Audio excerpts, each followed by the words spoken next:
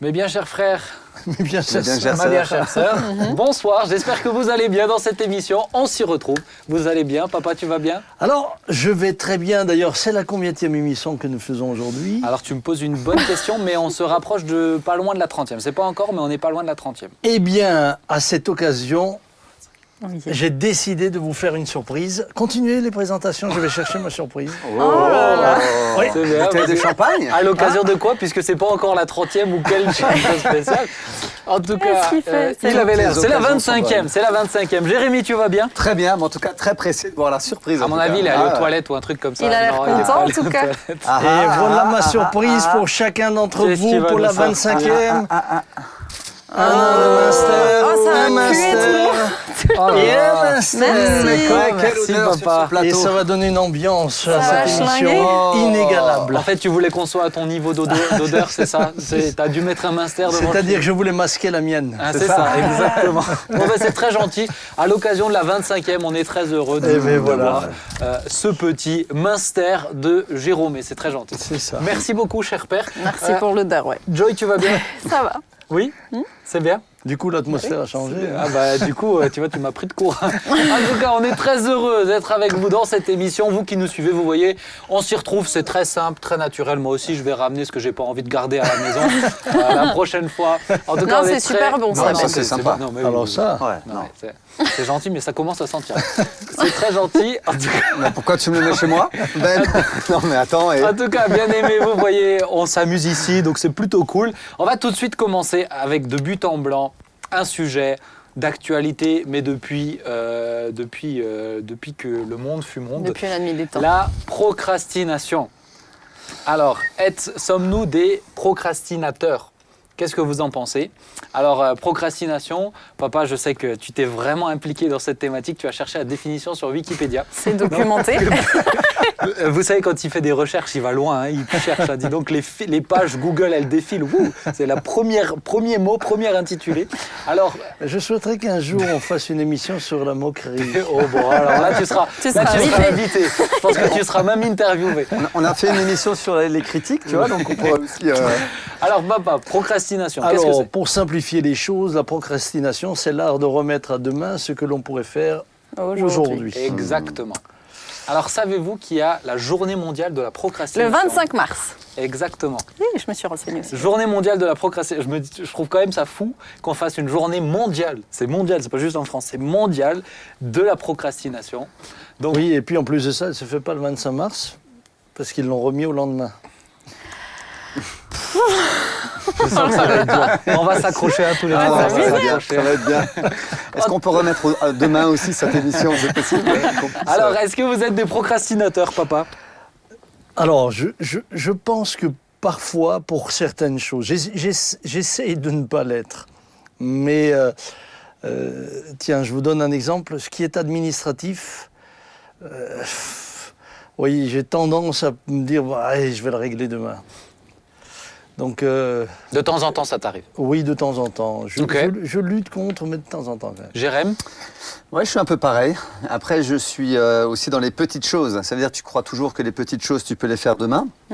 Mais au bout d'un moment, le problème Ça des s'accumule. petites choses, c'est qu'elles s'accumulent et que ça devient après assez conséquent. Donc oui, aussi dans les petites choses. Et aussi le côté administratif aussi.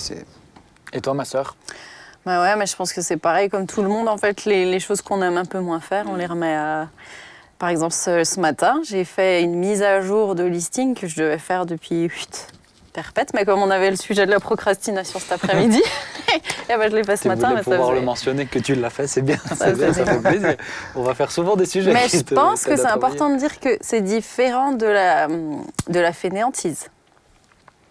La procrastination, c'est pas comme la fainéantise. Ah Non, oui, c'est pas c'est la pas... même Parce que c'est ce que t'aimes pas que tu remets à demain, ça veut pas dire que tu fais Ah, rien pas de ta forcément. journée. Alors, Pas forcément, c'est pas juste ce que t'aimes pas. c'est parce aussi... que tu stresses parfois. Ouais. Alors il y a ça, Il y a un mais élément de stress. parfois, à mon sens, c'est aussi la fainéantise qui nous pousse à remettre à demain.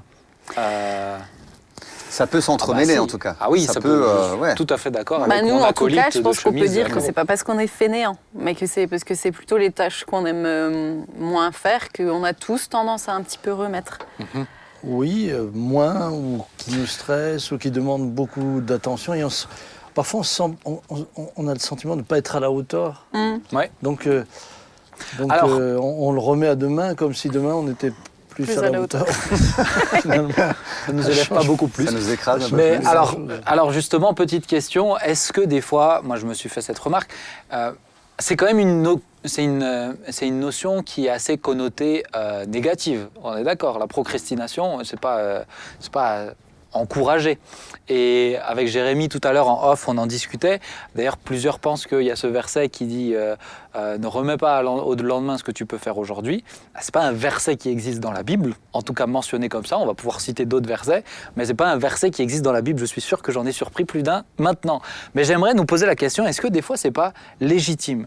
Et est-ce que des fois, j'aimerais bien prendre le contre-pied. Est-ce que des fois c'est pas bien de savoir remettre au lendemain pour pas se mettre tout le temps sous une forme de pression? Je voulais une petite citation de Fabienne Revillard, coach au sein de sa société à Genève.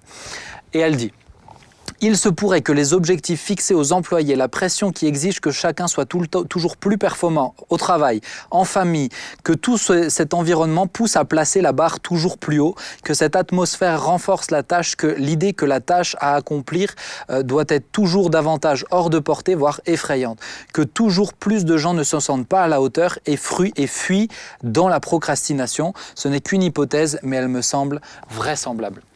Et en tout cas, sa pensée à elle, au sein de son entreprise, c'est de faire réfléchir en disant, certains, c'est le moyen de se réfugier parce que la pression est trop intense. Et c'est justement pour pas s'écrouler sous « aujourd'hui, je vais imploser parce qu'il y a trop de choses à faire », il y a une partie que je remets à demain. Alors, moi, je pense que ça, c'est encore différent. C'est la gestion aussi du capital intérieur que nous avons tous, qui nous amène alors à décider de dispatcher ou de réorganiser le travail. Tandis que la procrastination, c'est pas ne rien faire. La procrastination, c'est vous pouvez avoir quelqu'un qui remet toujours à demain une certaine tâche, mais pendant ce temps, il en fait 50 autres. Ah oui. Donc c'est juste pour revenir sur ce que tu disais, c'est donc bien lié à certaines tâches précises qui nous emmènent finalement à avoir du mal à faire celle-ci pour différentes raisons. Ça peut être, comme dit, le stress, pas se sentir à la hauteur, etc. Mais ça ne veut pas dire que pendant ce temps, on ne va pas faire un tas de choses. C'est-à-dire garder une certaine pression. Moi, je pense aussi que... je prends l'exemple de quand j'étais étudiante. Il y a longtemps. Et j'avais cette tendance à procrastiner. Par exemple, si je savais que j'avais un examen, je remettais à demain souvent. Enfin, je sais pas, je pense que dans le milieu étudiant, ça arrive souvent de remettre à demain telle ou telle tâche ou telle révision.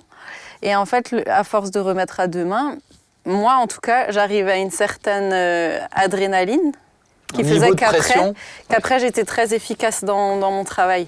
Mais si j'essayais d'étaler, de me faire un planning et tout ça, j'étais moins efficace. J'avais l'impression que ça n'avançait pas.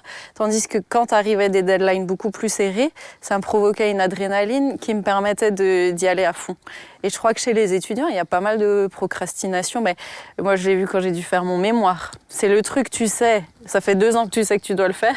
Mais la plupart des étudiants, ils s'y mettent... non, pas la dernière semaine. Mais... Oh, j'en connais. Ouais. Ben voilà. Mais après, t'es sous une certaine adrénaline qui fait que ça... Mais moi, je suis d'accord. Mais je pense, encore une fois, que des fois, je prends le contre-pied. Mais des fois, je pense que la procrastination, c'est bien de se dire... alors je vais être très spirituel, mais à chaque jour suffit sa peine. Et on est dans un système où à chaque jour on t'en met un peu plus aussi. Et donc forcément on essaye de remplir, et c'est compliqué de savoir s'arrêter en disant bon, ça aujourd'hui c'est pas possible, je suis trop fatigué pour faire mon administratif, je vais le faire demain. En le faisant demain, là, c'est de la pour moi, il y a un gestion équilibre priorité aussi. Pour moi, c'est la gestion priorité. C'est pas la même chose. En tout cas, pour Fabienne Revillard, elle est quand même liée à certaines tâches précises. Oui, Par exemple, moi, quand je reçois des papiers administratifs, on a quand même un ministre qui a souffert de phobie administrative, lui, et qui n'a pas payé ses impôts pendant plusieurs années. Évidemment, je pense que le problème était un peu différent, mais ce que je veux dire par là, c'est que les papiers, et en particulier dans le privé, c'est même pas forcé, c'est pas, je dirais, dans l'église, c'est encore différent, mais dans le privé, j'ai cette tendance, parce que ça ne me motive pas, parce que, à me dire, oh, je le ferai demain. Et c'est ce qui, malheureusement, a amené certaines personnes, c'est parfois ridicule, mais il y a des personnes qui ont payé des pénalités sur leur facture juste parce qu'elles ont toujours remis le paiement de la facture à demain. Et finalement, elles l'ont oublié, et puis elles ont payé des 10% de plus, etc. Donc c'est quand même aussi lié à certaines tâches. Oui, mais certaines tâches selon les personnes. Je veux dire, toi, c'est l'administratif. Bien sûr. C'est pas l'administratif pour tout le monde. Non, bien sûr. Et c'est là où évidemment. je me dis, peut-être c'est ce qui motive, c'est ce qui te motive le plus, c'est ce que tu vas vouloir faire le plus rapidement. Je veux dire, tout ce qui te motive à fond, tu es même pressé de le faire. Alors que peut-être tout ce qui te donne, comme on le dit depuis tout à l'heure, donne beaucoup moins envie de faire, bah, du coup tu repousses toujours à demain parce que c'est pas ton. Alors essayons de rentrer un petit peu dans cette réflexion-là. Mais alors qu'est-ce qui crée la procrastination? Effectivement, il y a l'envie, il y a ce qu'on aime ou ce qu'on aime moins faire. Mais moi, je rejoins quand même Fabienne Revillard, que je ne connais pas mais que je salue, qui dit qu'en tout cas au sein de l'entreprise, il y a cette pression constante et on sent quand même aujourd'hui que la procrastination, elle est, c'est pas pour rien qu'on en a fait une journée mondiale, hein, c'est que ça touche beaucoup de gens, et dans un système où on met cette pression constante et on met la barre plus haute parce qu'on a l'impression que si on la met pas là, tu feras, si on la met là, tu fais ça, si on la met là, tu fais ça. Donc ce côté, tu sors du travail, tu te dis, je devrais encore faire ceci, cela, c'est pas plus mal parce que ça va te stimuler pour le lendemain. Moi, j'ai l'impression qu'il y a aussi ce côté pression qui t'empêche de bien profiter de ta journée en disant, tu rentres le soir en disant, j'ai fait ce que j'avais à faire. Je sais pas si vous me je veux suivez. dire, une pression, on a des obligations, tout le monde. Je dirais, il y a des dates que tu dois te dire, à cette date-là, il faut que je puisse, j'ai envoyé mon document ou fait ce que je devais faire. C'est-à-dire, on a tous quelque part une pression. Maintenant, c'est la multiplication de ces pressions-là qui fait qu'on se sent étouffé. Mais en vérité, on a tous des dates où on se dit, si on n'envoie pas notre courrier avant, on va avoir une pénalité. Et puis, ça va nous coûter plus cher, l'histoire. Regardez combien l'État se donne de la peine à nous rappeler le moment où les impôts doivent être versés. L'État ne nous donne jamais autant de messages, parce qu'ils savent que le français moyen, à ce niveau-là, il remet à demain, parce que réunir... alors que moi, pas du tout, tu vois. Mais beaucoup de personnes sont comme ça. Parce qu'une fois que c'est fait. Là, les impôts, j'ai voulu les faire mercredi. Bon, il me manquait un papier que je vais encore récupérer. Mais et normalement, je l'ai fait par Internet. Moi, je pourrais faire jusque fin juin. Mais moi, c'est fait là. Il semblerait que la procrastination, quand même, est aussi liée à un problème éducatif. C'est-à-dire que les enfants qui ont appris à systématiquement exécuter leurs tâches, qui ont eu des parents qui étaient comme ça, ont beaucoup moins cette tendance à la procrastination. Donc il y a aussi un côté éducatif. Et moi, personnellement, ce que je peux témoigner, c'est que quelque chose que j'aime beaucoup faire, mais qui me mettait toujours beaucoup de pression, c'est préparer une prédication. D'abord parce que j'ai besoin de prendre le temps de prier, de savoir quel est le sujet, etc. Mais j'avais toujours tendance à le remettre au lendemain, pour, en finalité, me trouver dans une forme de stress. C'est ce qu'elle expliquait pour les étudiants. C'est ce qu'elle expliquait. Ceci dit, aujourd'hui, j'ai totalement changé ma manière de faire. C'est-à-dire que quand je le peux, je me prépare bien plus tôt, de manière à pouvoir prier, réfléchir encore, et puis... creuser les sujets, ouais. Et puis le sujet, très souvent, s'approfondit. Alors que lorsqu'on est en dernière ligne droite et que tout d'un coup, ce n'est plus que du stress, la première chose qu'on a envie, c'est la conclusion. C'est terminé. Ça y est, j'ai tout mis, j'ai mis mes points. Et aujourd'hui, avec du recul et avec quelques années de ministère, c'est sûr que je suis heureux d'avoir changé ma manière Mais je pense qu'il y a de m'organiser. Je pense que pour progresser face à la procrastination aussi, c'est déjà d'accepter qu'on a des limites et qu'il faut faire dans ces limites-là, mais c'est aussi peut-être de se mettre, par exemple, une to-do list où on peut cocher un truc, où on peut, il y a ce côté un peu stimulant T'as de aussi. la satisfaction Voilà, avoir un fait petit ce que peu. tu avais Je à pense qu'il faire. faut savoir encourager un peu la satisfaction à ce niveau-là. Donc, cocher une case, ça coûte pas trop cher et puis c'est très bien, ça c'est satisfaisant. Moi, c'est vrai que je fonctionne assez comme ça. C'est Moi aussi. toi J'ai aussi des listes. T'as des listes, moi j'en ai plein aussi. Mais je pense que c'est assez important. Après, peut-être un truc aussi qui nous amène à procrastiner, c'est les distracteurs, réseaux sociaux, tout ce qui nous distrait en fait d'être focus sur un truc à ce moment-là, et on évite à dire oh, bon, tant pis, le temps est passé, j'ai plus l'énergie, etc. quoi. En tout cas, ce que l'Écriture dit, par exemple, c'est que si ton prochain vient à toi pour te demander de l'aide et que tu peux l'aider, ne remets pas demain ce que tu peux faire pour lui aujourd'hui. Parce que là aussi, vous avez parfois des gens qui vous demandent de l'aide et vous dites, bon, je viendrai demain, tout simplement parce que sur le moment, soit vous n'avez pas envie, soit ceci, soit... Mais ce verset, c'est dans le cadre de si ton prochain vient. Et je reprécise parce que beaucoup de gens pensent que c'est ce verset-là qui dit « Ne remets pas à demain ce que tu peux faire aujourd'hui ». C'est vraiment dans le cadre de si quelqu'un vient te demander de l'aide, il est dans la panade aujourd'hui, il ne faut pas attendre oui, puis 15 ans. Aujourd'hui, si tu entends sa voix, n'endurcissez pas vos cœurs. C'est juste. Aujourd'hui est le jour du salut. Il y a dans l'Écriture, on voit quand même toujours ce aujourd'hui de Dieu. Aujourd'hui, c'est le présent, c'est la seule chose qu'on a entre nos mains. Demain, on ne l'a pas dans nos mains. Oui, et puis même tout à l'heure, on l'a pas entre nos mains. Donc, c'est ça. C'est bien ce qu'il dit. Mais c'est terrible. Hein. Non, mais ce que je veux dire par là, c'est que j'ai vu nombre de gens me dire, mais écoutez, je réfléchirai à cela quand j'aurai la retraite à Dieu, par exemple. Bon, le malheur a voulu que la retraite, ils ne l'ont jamais vue. Et malheureusement, ils ne se sont pas préparés à rentrer le Seigneur. Donc, aujourd'hui est important. Quand on peut se poser les questions, il faut se les poser à ce moment-là. Et y répondre. Et y répondre, bien sûr. On va avancer, parce qu'on a un invité. Et j'aimerais qu'on puisse l'aborder. Tu sens bon, hein, papa, il y a des relents, là. Elle ne va pas durer très longtemps, cette émission. Hein. Alors, c'est une émission alsacienne. On a la chance d'avoir avec nous Matt. Hello, Matt. Salut tout le monde. Comment tu vas? J'espère que tu es en forme. Oui, très en forme. En forme. Est-ce que tu es un procrastinateur, Matt? Un peu comme vous tous, je pense qu'on procrastine un peu tous. Moi, je fais partie de ceux qui procrastinent de temps en temps. Ça fait du bien. Et il ne faut pas oublier que procrastiner, c'est aussi des fois rendre quelque chose un peu plus mature. Enfin, moi, je pense comme ça qu'il y a des choses qu'on doit reporter parce qu'on sent que ce n'est pas aujourd'hui qu'on doit les faire, qu'elles ont besoin de prendre un peu de temps pour vraiment, j'ai envie de dire, gagner en profondeur, comme disait à un moment donné Sam. Donc, il faut pratiquer la procrastination par parcimonie, mais je pense un petit peu ça fait du bien. Matt, moi j'aime bien ta pensée parce que je sens que certains ne sont pas tout à fait d'accord avec moi. Je pense qu'il y a du bon et du mauvais dans la procrastination. C'est-à-dire que Matt n'est pas dans la même atmosphère que nous. J'ai pas pu lui offrir un Munster là-bas. Moi je suis assez d'accord. Non, mais moi j'ai dit que je suis d'accord. Ah, oui, c'est bien. Mais on est d'accord. pour moi, je ne parle pas de procrastination à ce moment-là. C'est aussi la définition de la procrastination. Mais après, c'est peut-être pas que sur Wikipédia que c'est sur les vrais disques, c'est bien.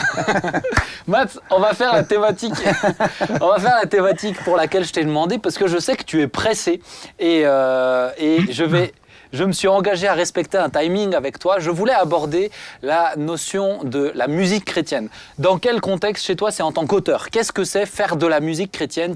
Non seulement tu conduis la louange à l'église, à la porte ouverte, pour ceux qui ne le connaissent pas, Matt, mais aussi tu composes, tu es notamment sur la préparation d'un album. Et moi je voulais te poser la question, qu'est-ce que c'est pour toi la musique chrétienne? Avant de commencer, je vous donne une citation, c'est de Lee Cray. Vous connaissez Lee Cray? Papa, tu connais? Non, je connais pas.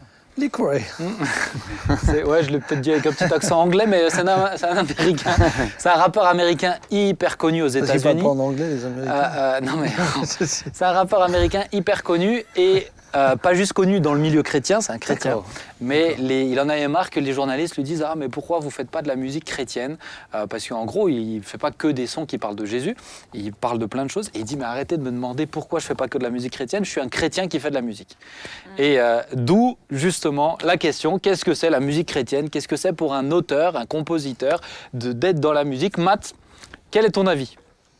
Merci Ben. C'est une bonne question parce que Ça fait c'est plaisir. vrai qu'en tant que chrétien, faut le dire aussi, avec les années, on est dans un contexte d'église. Et souvent, la musique, on l'entend le dimanche matin.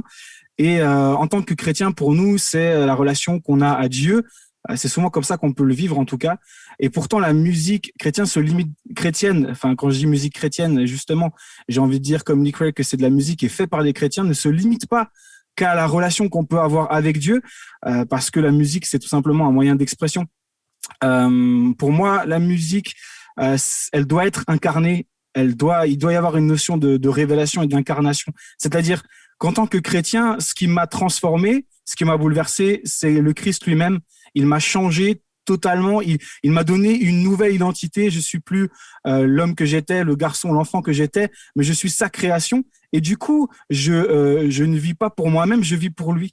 Et forcément, ça doit transpirer dans tout ce que je fais, et donc forcément dans la musique que j'écris. Si je suis musicien, compositeur, auteur, pour moi, c'est pas tant, on va dire, le style de musique que ce qu'elle transpire. J'aime l'idée que moi, j'ai déjà ressenti beaucoup plus de présence de Dieu et d'onction dans certains albums de rap faits par des chrétiens que dans certains CD de louanges qui étaient, c'est vrai, très très beaux, joliment faits, bien produits, mais dans laquelle j'ai pas été touché personnellement. Je pense que c'est quelque chose qui doit se ressentir de manière palpable, c'est-à-dire quand à l'écoute d'un artiste, d'une chanson, on doit sentir qu'il y a quelque chose de différent dans l'écriture et dans la musicalité aussi. Alors, est-ce que peut-être déjà ceux sur le plateau, vous rejoignez Matt en disant que peut-être pour beaucoup de chrétiens, on a réduit la musique chrétienne au temps de louange ou plutôt à notre relation directe avec Dieu. Donc, autrement dit, ça cloisonne un petit peu les auteurs. Est-ce que vous rejoignez ça ou pas? Oui, bien, moi, c'est un peu ce que disait Mathieu. Tout ce que nous sommes amenés à faire ou à dire en tant que chrétiens doit transpirer ce que nous sommes. Que tu sois prof de maths, que tu sois maçon, que tu sois... Peintre. Un tableau chrétien, vous avez... Que tu sois peintre, que tu sois... Vous voulez le placer? Oui, je vais le placer. Donc, voilà, tout doit transpirer ce que nous sommes. Maintenant, moi, je pense que quand un chrétien fait de la musique, et surtout si c'est un parolier, il y a des choses de fait qu'il ne dira pas. Oui. Par Ou exemple, il les dira différemment. donne-nous un exemple. Bah, pas d'insulte, quoi. Il n'y a dans pas un- d'insulte. D'accord. Ok. Pas Ok. de violence. Est-ce qu'un auteur chrétien peut aborder tous les sujets? Bah, moi, je pense que oui, comme chacun d'entre nous, on peut aborder tous les sujets. Matt, est-ce que toi, tu serais à l'aise d'écrire sur tous les sujets? Moi, je serais à l'aise d'écrire sur tous les sujets, dans le sens où je sais pourquoi je le fais. C'est-à-dire que là aussi, l'écriture, quand je parlais avant de révélation, c'est moi, je m'assois pas en tant qu'auteur et me dis avec juste mon cerveau, ah tiens, je vais écrire sur tel et tel sujet parce que c'est bien d'écrire là-dessus. Je pense que la musique, elle est vraie. C'est-à-dire, on arrive à sentir à l'écoute de la musicalité, mais aussi des textes, la personne qui parle vraiment de quelque chose qui émane de son cœur, parce que la musique, c'est de l'émotion, ça doit venir du cœur. Et je pense que oui, on peut aborder des sujets à partir du moment où c'est quelque chose qui nous touche, c'est quelque chose peut-être un message qu'on porte, qui fait partie de notre histoire. On a une certaine peut-être légitimité pour le faire. Moi, j'ai du mal à entendre tu sais, on avait un groupe de rap à un moment donné, je vais pas les citer, mais ça parlait de divorce et de prison alors qu'ils avaient 15 ans et qu'ils connaissaient rien de la vie. Donc, il y a une notion comme ça aussi de vécu, d'expérience, de quelque chose de vrai, de révélé. Mais après, on peut parler de tout, mais en tant que chrétien, de toute manière, on va pas utiliser, bien sûr, de langage. Ou tu vois, moi je connais des auteurs, même s'ils n'ont pas vécu la chose, ils ont la capacité et la sensibilité pour raconter ou une histoire ou des choses comme ça. Mais Ils est-ce n'ont que... pas forcément vécu, mais il y a quelque chose qui s'est passé en eux. Quand je dis révélation, c'est comme quelque chose qui est descendu, moi je pense du ciel, qui est divin, et qu'ils ont vécu, expérimenté, même s'ils l'ont pas vécu dans leur vie, mais ils l'ont vécu d'une certaine manière. Moi, peut-être un truc qui me... Ah, des fois, ça m'embête un peu, mais c'est quand je vois des auteurs ou des artistes comme Matt ou qui sortent des albums, ou d'autres pas forcément que Matt, mais qui sortent des albums, ce sont des chrétiens, et parce que ces textes parlent pas directement de Jésus, ou citent pas Jésus forcément dans les chants, moi j'ai déjà entendu des remarques, c'est « Ah, tu fais un album pour les non-chrétiens ». Ben, pourquoi c'est pour les non-chrétiens? Comme s'il faut réussir à faire un truc en douce, essayer de toucher. Mais ça peut très bien être pour les chrétiens sans que ça cite directement Jésus, non? En tout cas, moi, il y a même des fois des chants de non-chrétiens où je me suis dit, ben, ça aurait dû être des chants chantés par des gens qui ont la foi, qui sont chrétiens et qui parlent au monde. Je donne l'exemple, ce chant-là qui, moi, m'a... Johnny ça, non, non, c'est Obispo avec « Si on devait mourir demain ». Je trouve que ce chant-là, quand on l'écoute, c'est une vraie question. Et si on devait mourir demain? Et je me suis dit, mais ça, c'est un chant qui aurait pu être porté par quelqu'un qui a la foi et qui est en train de poser une question à tous ceux qui écoutent. Alors, il n'y a pas de Jésus dedans, mais en tout cas, ça nous fait à tous poser cette question. Bon, pour le coup, Pascal Obispo, je suis pas sûr qu'il se rapproche pas de Jésus en plus. Mais moi, tu pourrais faire un chant, et si on devait mourir aujourd'hui? On parlait de la procrastination, voilà, ça serait dommage de remettre au lendemain. Joey, qu'est-ce que t'en penses, toi, par rapport à ce que je viens de dire, là, les gens qui disent « Ah, c'est de la musique pour les non-chrétiens ». Un peu cloisonner les auteurs chrétiens dont il faut parler de Jésus tout le temps, quoi. Ben, je suis d'accord avec ce que vous avez dit, mais moi, ce qu'il y a, c'est que je trouve que la musique, en soi, en règle générale, elle vient vraiment toucher l'âme. Et j'ai envie de dire... Qu'elle soit chrétienne ou non chrétienne, elle vient parler à l'âme, elle vient toucher les émotions. Moi, je sais qu'il y a certaines musiques non chrétiennes qui voilà, peuvent m'émouvoir, etc. Et je me dis que... et du coup, ce que je veux dire, c'est que c'est pas forcément le fait de dire, de citer des versets, etc., dans des morceaux qui vont toucher le cœur des gens. Je pense que, comme Mathieu le disait, c'est voilà, l'Esprit de Dieu qui est aussi derrière cette musique, qui va faire son travail. Une musique incarnée, ouais. Et je pense que les chrétiens peuvent aussi écouter des morceaux qui ne sont pas forcément des chants de louange. Moi, je pense qu'il faut faire la différence entre les chants de louange et les morceaux qui viennent d'artistes. La musique, c'est pas que des chants de louange, c'est ça. Et ça, c'est important. Et la musique, souvent, pardon, mais la musique vient aussi nous rejoindre dans notre vie, de tous les jours, dans notre quotidien. Et c'est sûr que si on a tout le temps que des chants de louange, alors c'est bien parce que la louange doit faire partie de notre quotidien, mais il y a aussi plein de chants avec des paroles qui viennent vraiment nous encourager par rapport à ce qu'on peut vivre. C'est vraiment pour les auteurs chrétiens en plus que je voulais voir ça avec Matt, parce qu'effectivement, il ne faut pas les enfermer que écrivez des chants pour les églises. Il n'y a pas que ça. Matt, je sais que tu dois partir. Non, mais il n'y a pas de souci. Je voulais quand même donner un élément de réponse là-dessus parce que j'ai réfléchi un peu. Je me suis dit, comme dans ta question, pourquoi on a tendance à cloisonner en fait. Et je pense qu'une des choses qui existe dans nos milieux aussi, c'est que c'est quelque chose qui doit nous rassurer, je pense, de cloisonner. Tu vois, en quelque part, on est entre nous dans quelque chose qu'on peut contrôler. Ça fait pas de vagues, ça suit peut-être une culture d'église, des langages, des choses on est bien, quoi. Et puis, dès qu'il y a quelque chose qui sort de ce contexte-là, je pense qu'on n'est pas tout de suite très à l'aise. Moi, ça me fait penser à Jésus quand il est arrivé sur Terre. Il a bouleversé les codes, il a bouleversé les façons de faire, et ça a dérangé beaucoup de monde, en fait. Mais il a été créatif dans sa manière d'apporter les choses. Il a apporté des paraboles, des histoires qui touchait les gens parce que avec ces histoires, il arrivait à aller au-delà de ce que la loi pouvait transmettre. Et c'est en ça que je trouve ça hyper intéressant. Si lui-même nous a donné cet exemple en tant que créateur, auteur, compositeur, on doit vraiment aller à fond dans écouter Dieu et puis se laisser inspirer, quoi. Je pense que c'est super important. Oui, c'est ça. Et puis, se laisser de pas se cloisonner dans il faut que je fasse telle ou telle chose, parce que regarde, je sais que tu as écrit un morceau pour ta maman. Ou sur ta maman, mais c'est pas un chant qu'on va chanter à l'église comme un temps de louange, mais c'est très bien que tu aies écrit un morceau par rapport à ta maman, ça peut toucher d'autres choses. Vous voyez ce que je veux dire? Maintenant, ce que je pense, ce que je crois, c'est que des auteurs chrétiens, en règle générale, doivent être des porteurs d'espérance. C'est-à-dire ce que moi je vois souvent chez des gens non-croyants, c'est qu'ils nous font des analyses de la société, des analyses négatives, etc., mais toujours sans réponse et sans solution. C'est-à-dire que tu as fini d'écouter le morceau, tu as le blues. Avant, tu voyais gris, maintenant tu vois bien noir, puisqu'il t'a bien expliqué que tout est noir, mais il n'y a pas de lumière au bout du tunnel. Alors que, quel que soit le sujet que nous traitons, eh bien, nous avons le privilège et la grâce de pouvoir apporter une espérance et un regard différent.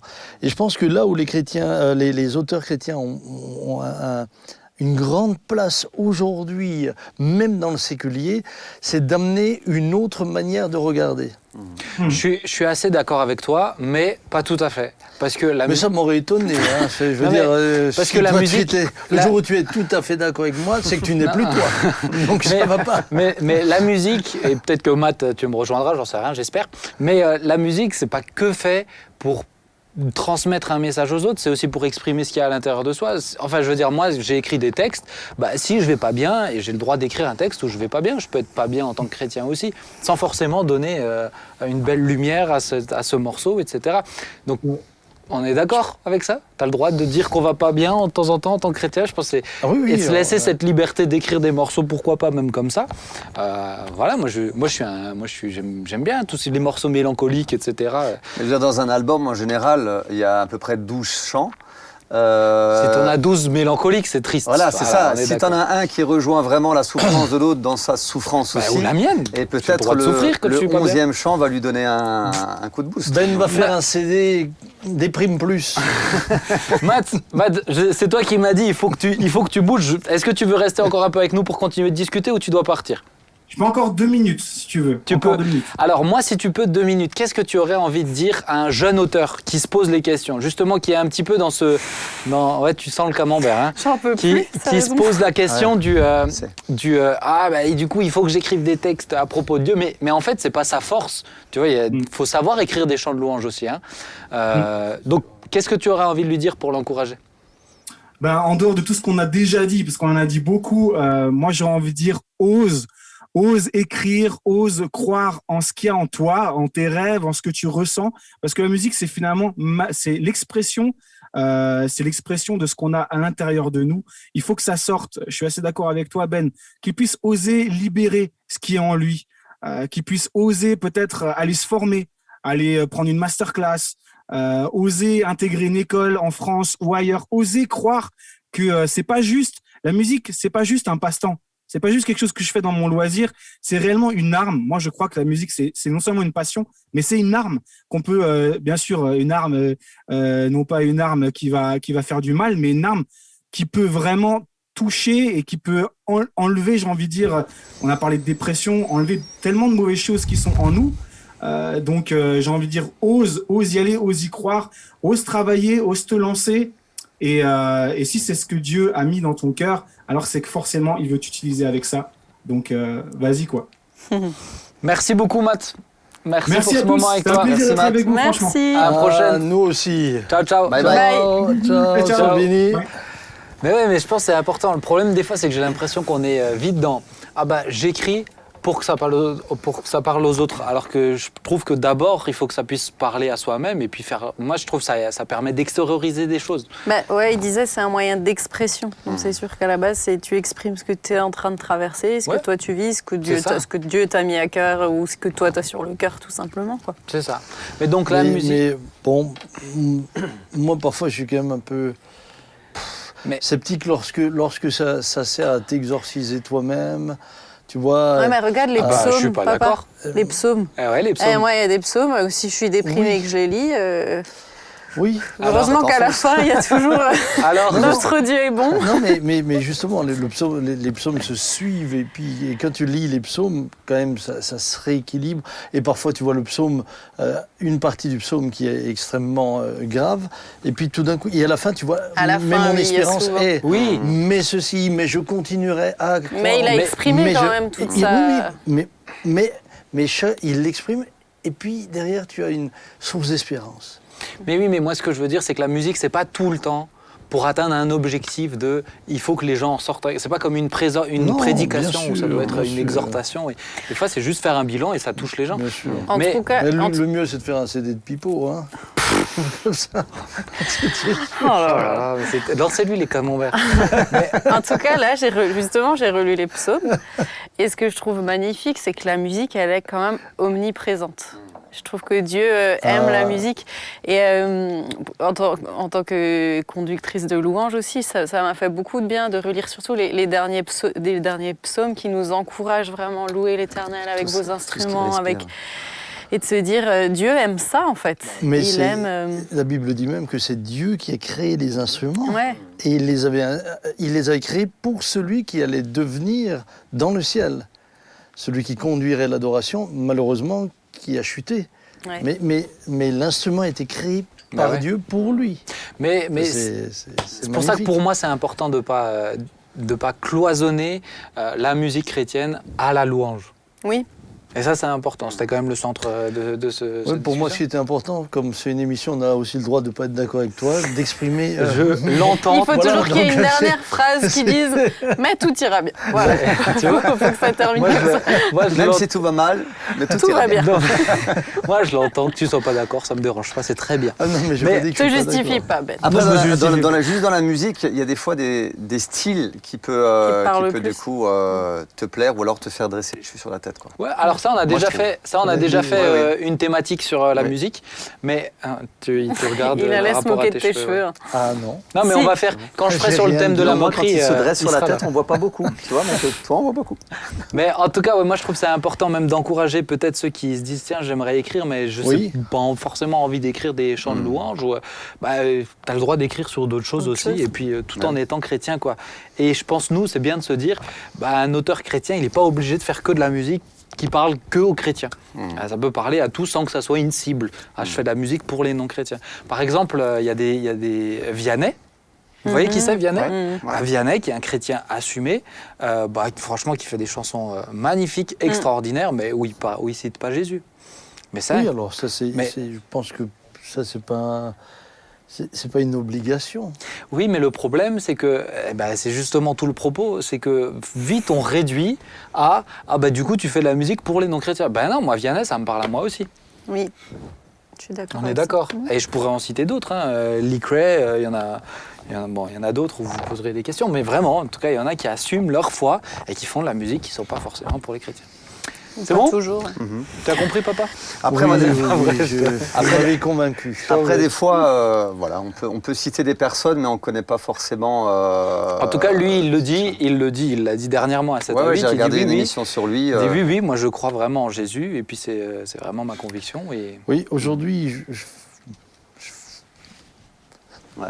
bon, c'est pas à nous de. J'allais dire, de heureusement que juger. c'est le c'est pas Seigneur le qui bien sujet. sûr, juge. Et bien puis, Exactement. mais je pense que c'est important aussi de. Mais quelqu'un qui l'assume publiquement, tu vas pas soupçonner le mal. On Quand est il est d'accord. aussi visible en plus. ouais. Hein? On est d'accord. Vous n'allez pas soupçonner le mal quand il l'assume publiquement. Jamais on fait ça. Moi, je soupçonne que tu aies voulu nous faire du mal, en tout Ouais. cas avec le Insta. Parce que ça... Ah Tout non. à l'heure, j'ai Non. oublié qu'ils étaient là et je me suis dit, il y a un truc qui sent mauvais, j'arriverai plus à me concentrer. Et là, Je crois que c'est l'équipe technique autour de nous. Il a voulu nous faire taire. Bon, on va passer à la dernière partie de cette émission.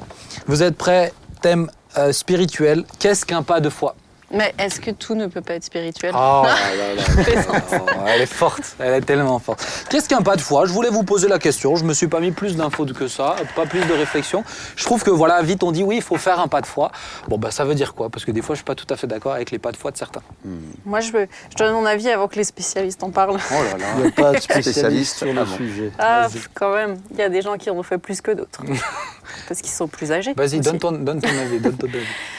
Mon avis, c'est qu'un pas de foi, c'est un acte que tu fais, mais un acte que tu fais pas parce que tu en as envie ou parce que tu en as l'intuition, mais parce que tu sais que Dieu te le demande réellement, parce que Dieu l'a dit. Tu es convaincu? Il veut qu'on reparle de sa prédication, oui, parce que tu es convaincu que Dieu le veut. Mais pas de faire des... Il y a des gens qui disent c'est un pas de foi, mais c'est plutôt parce que c'est un projet qu'ils ont. Mais le Seigneur a rien demandé. Et pour le coup, c'est pas un pas de foi, c'est sûrement un pas vers Vers le mur. le mur ou vers le fond. Ouais. Jérém? Ben, pour moi, c'est un peu pareil. Le pas de foi doit aussi être en relation avec ce que Dieu dit et la parole de Dieu. On ne peut pas dire je fais un pas de foi dans une direction où on sait très bien que ce n'est pas ce que Dieu veut Alors pour un homme, par exemple. avant de dire on le fait pas, ça veut dire quoi faire un pas de foi? C'est de se mettre en marche, de mettre en action, en fin de compte, cette conviction que tu as dans ton cœur, parce que tu sais que Dieu te le demande et en même temps, c'est en accord avec la parole de Dieu. C'est en accord avec ce que Dieu veut.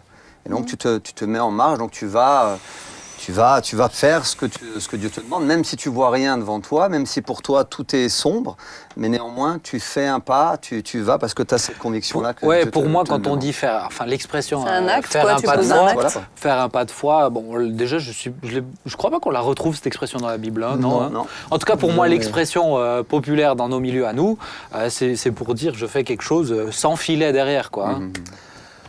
Bon, moi, il me semble que d'abord, avant de vouloir faire des pas de foi, il faudrait définir ce qu'est la foi et à quoi elle nous emmène. La foi nous emmène déjà à mettre au quotidien, en pratique, ce que Dieu nous demande. Parce que je vois des gens qui me disent qu'ils font des pas de foi alors qu'ils ne mettent pas dans leur vie quotidienne déjà simplement en pratique ce que Dieu demande. C'est la première des choses. La deuxième, c'est que, par exemple, vous avez Pierre qui fait un pas de foi, mais parce que Jésus lui dit « viens ». Quand il marche sur l'eau. Si Jésus ne lui avait pas dit « viens », il est fort probable que Pierre ne serait pas sorti de la barque. Ou s'il était sorti, il n'aurait pas marché sur l'eau. Oui. Une autre chose qui me semble importante, c'est que le pas de foi, ce n'est pas prendre Dieu en otage.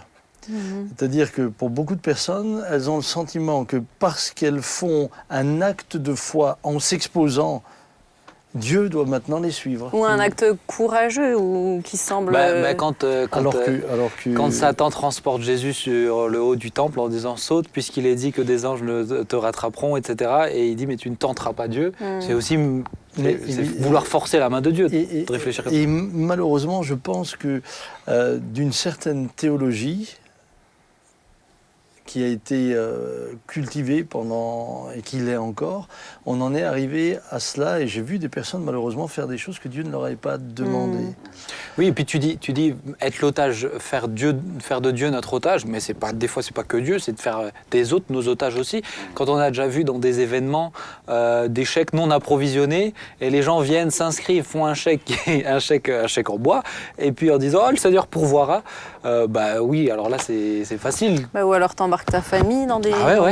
J'ai vu des personnes assister à des réunions où le pasteur a prêché sur la foi, l'acte, le pas de foi, qu'il fallait d'abord mettre le pied dans l'eau, comme les sacrificateurs lorsqu'ils sont venus avec l'arche de l'Alliance pour que le Jourdain s'arrête, etc. Bon, les gens sont sortis, ils ont jeté leurs linettes, ils les ont piétinées, et puis après ils ont failli se faire écraser par l'autobus parce qu'ils ne l'ont pas vu arriver. Mais c'est vrai. Il y a des gens qui ont fait ça. Mais oui, moi j'ai vu des personnes qui m'ont dit, pasteur, j'ai cassé mes lunettes parce que j'ai entendu tel orateur, etc. Puis maintenant je dois aller en racheter. Mais est-ce que le Seigneur nous a demandé de faire ça? D'où l'importance, c'est ça, d'être convaincu soi-même. Ouais. Et d'avoir cette relation avec Dieu qui te permet de savoir. Soi-même, d'obéir au Seigneur. Bah oui, de ce que Dieu nous dit, d'être convaincu que ça vient de Dieu. Si Dieu nous dit de le faire, alors allons-y et lui sera avec nous. C'était Reinhard Bonnke qui disait « Ce que Dieu commande, il le paye. Mais s'il ne l'a pas commandé, c'est vous qui allez devoir payer la facture. » Et encore une fois, c'est comme il faut arracher la bénédiction à Dieu. Mais on n'arrache rien à Dieu. Dieu veut donner, et s'il donne, c'est par amour, mais c'est aussi dans son projet, c'est dans son plan pour nous, c'est dans sa volonté pour nous. Est-ce que peut-être un peu la culture de nos églises encourage à faire des pas de foi, à faire ce genre de pas de foi? Alors là, pour le coup, on n'a pas donné des exemples positifs. Hein. On a plutôt qualifié des choses qui sont pas des pas de foi qui viennent de Dieu. C'est ce qu'on appelle pas de foi, mais en fait, on a voulu ou forcer Dieu ou faire quelque chose qui nous arrange. Dire j'arrête mes médicaments, j'arrête mes traitements, je fais un pas de foi, j'arrête tout ça. Est-ce que c'est quelque chose où vous avez l'impression qu'on l'entretient? Ou est-ce qu'au contraire, comment ça se fait que les gens, les frères et sœurs, ils pensent comme ça? Mais je pense que aujourd'hui, on écoute beaucoup de prédications. Parfois, théologiquement, elles sont discutables. Et cela emmène des personnes il faut toujours comprendre que bien sûr, je comprends que la souffrance, on veut s'en débarrasser. Et si on nous dit que par la foi, il faut jeter tes médicaments et tu seras guéri, mais qu'est-ce que tu vas faire? Tu veux être guéri, donc tu vas le faire. Le problème, c'est que tu ne le fais pas parce que tu as la foi, tu le fais parce que tu n'en peux plus de souffrir. Et ça se comprend, et comme quelqu'un t'a présenté la chose de cette manière-là, mais tu vas le faire. Tandis que celui qui reçoit, j'ai mangé avec ton grand-père aujourd'hui, et il me disait, mais tu vois, plus j'avance en âge, plus des événements que j'ai vécus dans le passé reviennent et m'impressionnent tellement dans ce que Dieu peut faire. Et il dit, lorsque je suis arrivé chez M. Brenner, qu'il était décédé, évidemment, moi, je suis allé là et je ne suis pas allé pour prier. On m'a dit qu'il est décédé, donc il est décédé. Et il dit, et quand j'arrive là et que soudain cette conviction qui ne venait pas de moi, forte, est venue, et me dit, mais impose-lui les mains, et que son gendre, qui n'était pas chrétien, le gendre de ce monsieur, dit, écoutez, monsieur Peter Schmidt, compris pour un malade, ça encore, je veux bien l'admettre, mais il est déjà froid. Et il reçoit cette conviction, et là, il agit sur la base de quelque chose qui vient du Seigneur. C'est ça. Et ce monsieur est revenu à la vie. Il était... le papa Jean était tellement heureux qu'il n'a même plus discuté avec lui. Il est parti, et c'est 3 jours après qu'il l'a revu, et que cet homme lui raconte qu'il était déjà en enfer. Un homme avec qui il ne pouvait jamais parler de la foi, jamais. Et à partir de ce moment-là, il voulait plus rien, il ne voulait plus d'autres discussions que des discussions sur la foi. Avant, rien. Mais ça n'a pas fait de ton grand-père quelqu'un qui a sauté sur tous les défunts pour leur imposer les mains afin qu'ils ressuscitent. Il y a besoin de cette conviction qui vient de Dieu. Il faut le réma. Mais d'où l'importance l'importance d'avoir une relation avec Dieu. Pour moi, entamer des pas de foi sans avoir une communion avec Dieu, c'est dangereux. Ça va être difficile de savoir ce qu'il dit. Et en fait, finalement, la foi vient de ce qu'on entend, et ce qu'on entend vient de la parole de Dieu. Je veux dire, un pas de foi sans cette vraie conviction qui vient de Dieu. C'est pour ça que je pense que c'est important aussi que certains l'entendent. Ils disent, Seigneur, pourquoi tu n'as pas permis ceci, cela? J'ai fait un pas de foi. Mais ce n'était pas un pas de foi. C'était pas un pas de foi, un pas de foi qui vient de Dieu. C'était autre chose. Vous l'appelez comme vous voulez, mais n'appelez pas ça un pas de foi, parce que si c'était un pas de foi, c'était une tentative. Ouais. Mais si c'était un pas de foi qui venait vraiment de Dieu, au travers d'une conviction qui venait de Dieu, ben là, vous auriez eu l'exaucement, vous auriez eu la réponse, vous auriez eu. Mais après, je pense que c'est vrai aussi qu'il y a des théologies ou qui occultent la souveraineté de Dieu et qui nous amènent finalement à voir Dieu comme un moyen pour obtenir un résultat. Ouais. Et je pense que l'important aussi, c'est de replacer Dieu là où il est. Il est sur son trône, il fait ce qu'il veut, et il est souverain. Donc, je dirais même les pas de foi... honnêtement, on ne vit pas tous les jours des pas de foi dans le sens où on va vivre des choses extraordinaires. Des choses sans filet, quoi. C'est tous les jours qu'on va se présenter devant Dieu. Voilà, on a la foi de venir devant Dieu, d'avoir une relation avec Dieu. Mais il y a des moments dans des situations dans nos vies, à des moments précis, où là, Dieu va nous demander de faire des pas de foi, d'aller au-delà même de ce qu'on pourrait nous-mêmes imaginer ou faire. Et du coup, là, on va pouvoir vivre vraiment ce pas de foi, si Dieu nous le demande, bien sûr, dans ce cadre, comme on l'a dit tout à l'heure. Et là, on va vivre quelque chose d'extraordinaire, mais c'est quand même pas tous les jours qu'on vit. Voilà. On vit par la foi, mais les pas de foi, c'est-à-dire ces actes sans filet. Se nourrir tous les jours de la parole de Dieu, je pense que ça construit la foi. Pour qu'au moment où Dieu te le demande, où Dieu te demande quelque chose qui à tes yeux te paraît impossible, tu as la foi nécessaire. Ou alors il te donne au moment voulu la foi qu'il faut, un don de foi. Et la foi, c'est notre capacité de nous soumettre à Dieu. Non pas d'imposer à Dieu notre volonté, même par un acte que nous ferions. Et parce que très souvent c'est devenu une technique, voire parfois... je me posais la question si certains n'étaient pas arrivés au stade où ils se disaient que c'est psychologiquement qu'il faut déclencher les choses. J'ai un ami pasteur qui maintenant est près du Seigneur, avec lequel j'ai eu des discussions et nous n'étions pas d'accord sur le sujet parce que cet ami, c'était un évangéliste qui se déplaçait. Donc il prêchait la foi, les actes de foi, les pas de foi, etc. Et je lui disais, mais moi, je ne peux pas adhérer à tout ce que tu me dis là, tout simplement parce que moi, je suis pasteur Toi, tu viens, tu prêches une fois, tu pars. Moi, je reste avec les malades qui ne sont pas forcément guéris. Je reste avec les familles qui perdent un être cher qui est mort d'une maladie. Bien sûr, je vois des guérisons. Bien sûr, je me réjouis lorsque un aveugle voit ou un sourd entend ou quelqu'un est guéri du cancer, etc. Gloire à Dieu. Est-ce le cas pour tous ? Et sa réponse a été « Mais moi, je ne parle jamais de cela pour ne pas décourager les gens dans leur foi. » Et c'est là que je me suis dit « Mais c'est justement, c'est là le problème. La foi, c'est d'être capable de se réjouir, même si Dieu décidait de me reprendre. » Mais on a fait justement un sujet qui sera diffusé prochainement par rapport à ça, avec quelqu'un qui est malade encore aujourd'hui, puis qui s'attend à ce que le Seigneur intervienne, mais qui vit quand même une vie de foi équilibrée, qui n'est pas désespéré, mais qui continue de prier, s'y attendre. Moi, ce que je voulais dire, c'est que, en tout cas, je pense que ces pas de foi ou ces actes sans filet que Dieu peut nous demander à certains moments, c'est aussi l'occasion de grandir, d'expérimenter sa fidélité, mais on ne la force pas, on ne force pas ces moments. C'est quand même lui, le pédagogue, c'est lui qui nous amène plus loin, c'est pas nous qui le tirons.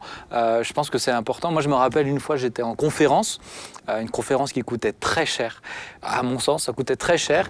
Et c'était une conférence chrétienne, et à la fin, il y a un moment...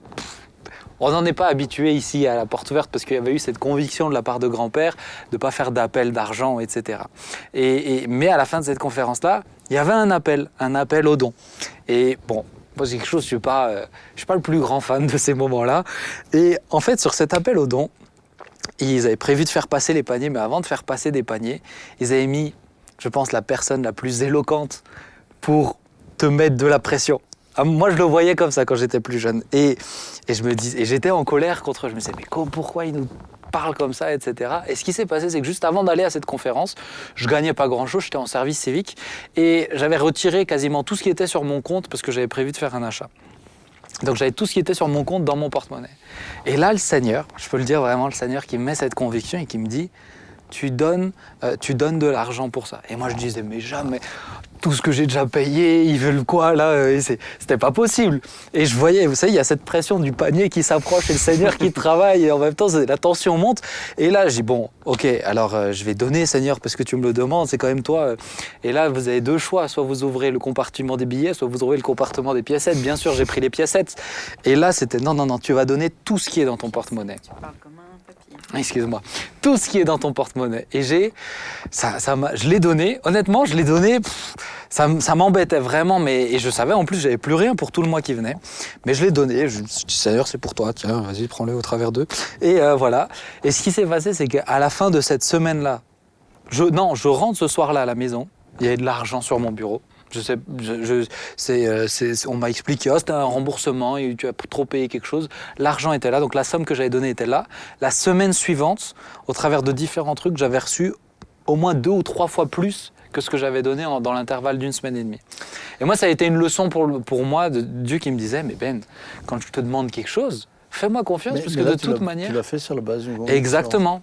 Parce que de toute manière, je pourvoirai à tes besoins. Et au travers de ça, ma foi grandit aussi. Quand j'étais gamin, j'ai dû rire un jour, puisque j'ai mon frère. Il vient me voir, il dit « ça marche pas ».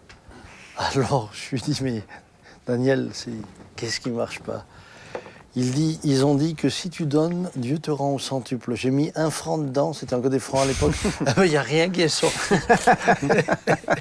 Et moi, ce qui m'a... Aujourd'hui, en y réfléchissant, à l'époque, j'étais gosse, donc je me suis surtout dit qu'il ne faut rien mettre dedans parce qu'il n'y a rien qui sort. mais ce que j'ai trouvé beau, c'est dans cette innocence, tu vois. Et là, je dois dire que je crois que parfois, il y a de la manipulation. On est calculateur. Mais il peut y avoir de la manipulation à l'inverse. Oui. Donner, il vous sera donné. La Bible dit, si tu donnes, il faut que tu donnes avec joie. Et je crois que ce qui est important, c'est vraiment revenir. Si nous avons la foi, c'est pas pour les guérisons. Si nous avons la foi, c'est pas pour les miracles. Si nous avons la foi, c'est parce que nous reconnaissons que Christ est notre Sauveur et que Dieu est notre Père. C'est pour ça que nous avons la foi. Parce que sinon, la foi, finalement, on va la réduire à ce que les païens pourraient désirer aussi, un moyen d'obtenir ce qu'on veut. Mais oui. Et presque quand on le veut. Et ça, la foi nous amène à la soumission à Dieu. Mais dans cette soumission, Dieu peut nous dire, allez, tu dis aux sacrificateurs de marcher devant avec l'arche de l'Alliance. Quand ils mettront le pied dans l'eau, le Jourdain s'arrêtera. Mais c'est Dieu qui l'a dit. Tu tournes autour de Jéricho quand vous sonnerez de la trompette. Mais vous remarquerez que jamais on en a fait une méthode militaire dans l'Ancien Testament. Et des fois, le Seigneur peut nous demander ça. Je sais que dans une émission en off, avant de commencer, j'ai demandé à Jean-Marie et Thibaut, tiens, c'est quoi pour vous ce que le Seigneur vous a demandé le plus défiant? Mais en tout cas, dans le ministère, c'est déjà arrivé qu'il ait demandé des choses défiantes. Après, sans être forcément dans le ministère, il peut vous demander des choses défiantes. Moi, quand il m'a demandé de donner une parole et ensuite d'arrêter la réunion en disant pour qui est cette parole devant tout le monde, c'est sûr que c'est défiant. C'est des pas où il n'y a pas de filet derrière. Si tu poses pas la question, bon, bah, si jamais au pire tu t'es trompé, c'est pas si grave que ça. Mais parce que c'est le Seigneur qui me l'a demandé, il fallait le faire. Bon, je pense que vous avez bien compris que pas de foi, c'est pas un pas où on impose au Seigneur, c'est pas un pas où on essaye d'obtenir quelque chose par nos propres moyens, c'est un pas sur la base d'une conviction qui vient de Dieu, une parole qui vient de Dieu, un réma. Donc on va prier que Dieu nous aide en tout cas à faire plus ça et avoir la foi qui va avec ces pas-là, c'est important, mais que Dieu nous aide. Chers amis, on va s'arrêter. L'émission, on essaye de respecter un timing, mais qui est très hypothétique dans cette émission, mais voilà, on fait ce qu'on peut. En tout cas, je suis très heureux d'avoir été avec toi, Jérém, avec toi, papa. Merci pour ton camembert, avec toi, Joy. C'est du Munster, Ben, depuis tout à l'heure. C'est du camembert. Ah, moi, je ne fais pas la différence, c'est du fromage qui pue pour moi. Donc, Camembert, ça sent beaucoup. Ah ouais, en tout cas, merci mais beaucoup. Le Munster, c'est une odeur d'Alsace. Ah voilà, ouais, d'Alsace. Ça ne leur donnera d'Alsace pas de envie, pied. Si, ça vous permet de comprendre ce que je vis quand Ben enlève ses chaussures chez moi. Là. Il est gentil. C'est beau de terminer sur une belle note d'amour et de fraternité. De bonnes odeurs. Moi, je de m'étais dit bienveillance. qu'il pourrait terminer sur un témoignage de pas de foi qu'il a Bah ouais, tu vois, mais non, il a terminé sur cette note-là. vécu. Non, mais je voulais pas contrarier. Donc, tu m'as... Le timing Non, de mais Ben. le timing de Ben. Oh, c'est pas le timing de Ben. Non, moi, je pourrais faire des heures. On va terminer par la prière, si vous le voulez bien. Jérém, Avec joie. elle est à qui ta chemise? À moi, Elle est à carreaux. Tu vas prier? Ben, Seigneur, merci pour l'humour de Ben. Seigneur, bénis-le, Seigneur, et donne-lui d'évoluer dans ce domaine. Et merci pour ces temps passés ensemble. Seigneur, tu nous encourages dans la foi. Seigneur, à mettre toute notre confiance en toi, premièrement. Seigneur, pour que ta parole soit vie en nous et que nous puissions, jour après jour, la mettre en pratique. Et c'est toi qui sais conduire la vie de chacun d'entre nous. Oh, Dieu. Tous ceux qui écoutons, tous ceux qui mettons notre confiance en toi. Seigneur, merci pour ces talents, Merci Seigneur, pour ton amour. de musiciens, de paroliers, Seigneur, que Mathieu est, mais tant d'autres. Bénis, oui, la musique chrétienne, Seigneur, et tous ceux qui composent pour que, Seigneur, tout soit exprimé et puisse, Seigneur, toucher le cœur de tous ceux qui écoutent. Seigneur, c'est toi. Ton désir, c'est que tout homme soit sauvé et qu'il parvienne à ta connaissance. Et Seigneur, tu utilises aussi la musique pour cela.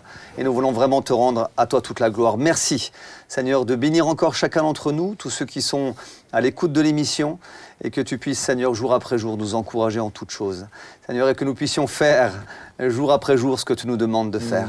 Seigneur, merci pour tout. Que toute la gloire te revienne, Père, dans le nom de Jésus. Amen. Amen. Amen. Amen. Amen. Merci bien, merci à vous chers amis, que Dieu vous bénisse. Rendez-vous vendredi prochain pour une prochaine émission. On s'y retrouve. En attendant, n'oubliez pas, vous pouvez la regarder en replay si vous avez des doutes sur certains trucs que vous avez entendus. Vous pouvez la partager, vous pouvez la commenter, vous pouvez la liker. Vous pouvez faire tout ce que vous voulez avec ces émissions tant que ça fait du bien à ceux qui l'entendent. Que Dieu vous bénisse. À vendredi prochain. Bye bye. À bientôt.